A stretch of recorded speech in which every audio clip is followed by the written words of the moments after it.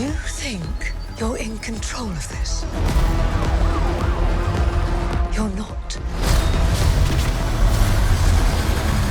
I really want to start with congratulations. I've seen the film twice. Oh, wow. Sweet. Once in Dolby 3D and once in IMAX. Wow. And I'm going to say that the IMAX version is holy fuck. Oh, wow. Sweet. Amazing. That's my, you know. Yeah. So Holy I fuck, actually am that's the curious. official Like, review. what have you both seen the finished version? Finished, but not IMAX, so no holy fuck. But pretty, you know. Yeah, I Pretty saw a cool. finished version, sort of finished. It wasn't an IMAX though. I'm very excited about that. I'm so curious though, because a lot of your scenes are done in like the Dillinger vault, if you will, where you're reacting to essentially nothing. Yeah. You know, spoiler alert, there's nothing there. Yeah. So I am so curious for both of you. What was it like actually seeing it finished with the VFX? Because those VFX in your offices are spectacular. Yeah. Well, so thank you for including me in the office, because that did used to be my office. And the backdrop, the backdrop is a 3D, those curve backdrops that they like have the right volume now tech. that have millions of little videos on the back of it. And so it was multi-floored moving characters within the backdrop, which was pretty cool because it was just a screen that looked like this. And so that was pretty cool. The rest of the room down below was an empty airplane hangar, as you can imagine, with blue walls. And that was really, my first scene, walking into the scene where we first meet together and having that very intimate, intense discussion, but we're actually stood quite a distance away from each other to fill the space because it's such a big space and we're this big. And, There's a all giant of tank those. behind us And then, that disintegrates. That wasn't even there.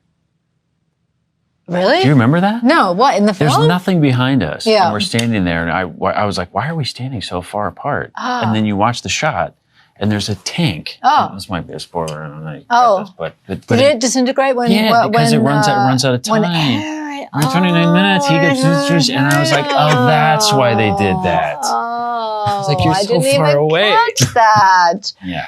So, Oh, pretty cool. okay. Pretty cool. Does that answer your question? 100%. Okay. But you know what I mean, though? It's like one of these films where you really have to wait for all the elements to come together. Yes. For it to for you really to understand the director's vision and Yeah. what they're trying to accomplish. Yeah. Yes. Yeah. Very impressive. From somebody who was immersed in it to then see it afterwards and still be surprised and delighted is something. So before the cameras rolled, we were talking about Jack Nicholson, and I did wear this on purpose because I was going to ask everyone, do you have a favorite Jack Nicholson performance? Oh, wow. Chinatown. Yeah, Chinatown? That was a very quick answer, and I respect Very it. 'cause- quick answer, Because it, you can argue that it is the best. Yeah. Well, I mean, the top three at least.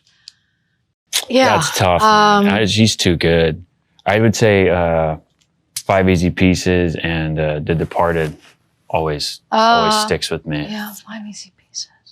You better get organized. Quick! I'm switching now back to Yeah. the film. I would imagine, although I could continue, believe me, on Jack, I would imagine as an actor, when you're on a movie like this, there is a temptation to borrow things from set with every intention of bringing them back. So I'm just curious, what did you hypothetically borrow? Because you're obviously going to bring it back. Oh, I wish I had. I really wish I had. I took that little cube fidget spinner thing. Oh, did you? That thing is awesome. That thing is amazing. Was it made specifically for Oh, the... no. Oh, right. You can Oh, buy no. it at like... We didn't have that kind of budget. I don't know.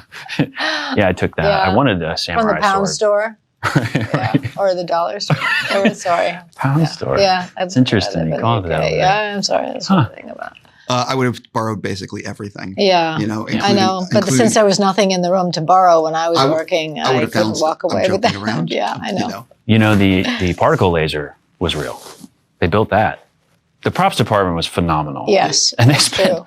so much money on the disc. Well, it's not really, it's a triangle disc. Unbelievable what that thing can do with all the lights and stuff. It's so expensive. also, like, if you look at Flynn's office in the film, like everything in that office, I just wanted to take home. Yeah. Like they did an amazing job in terms of recreating. So I think this might be the most important question I'll ask today, which is, do you think the Dillingers are good or bad people? I think in their castle, they're just kind of like Bert and Ernie, hanging out in their apartment, you know? But they're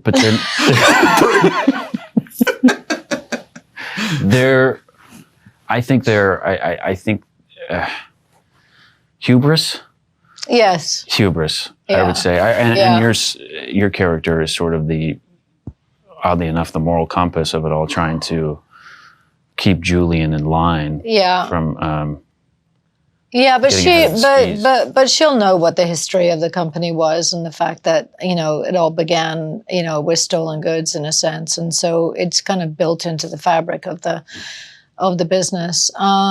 And I mean, even though I don't think that she is entirely behind the company moving towards weapons, you have to imagine if she really didn't want it to, that there were steps that she could take to shut it all down prior to her attempting to do it at the end. So, I think she's complicated. Sure.